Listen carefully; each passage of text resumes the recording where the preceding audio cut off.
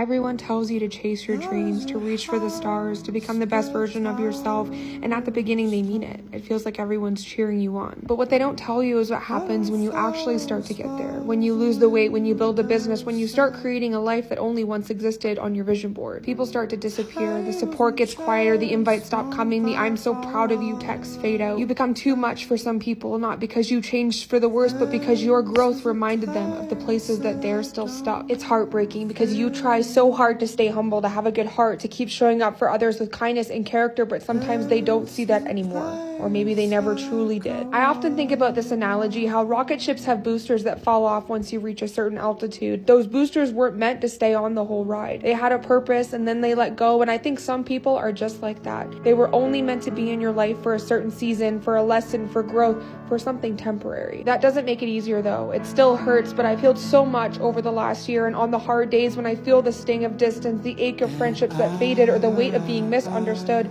I see how far I've come. I notice how I respond with more grace, more strength, and more self-love. I used to think success would feel like celebration, and in some ways it does, but it also comes with grief. That grief of letting go of people you thought would always be there, the grief of outgoing relationships, roles, and versions of yourself that no longer fit. But I know I didn't come this far just to dim my light so that others feel more comfortable, and I won't shrink myself to stay in spaces that I've outgrown. I'm proud of the woman I've become, and I've built a life that is meaningful, and a version of myself that would make my past self cry with pride. To anyone who's feeling this too, the lonely side of growth, I see you. You are not alone. Keep going. The people who are meant to walk with you at this altitude will find you.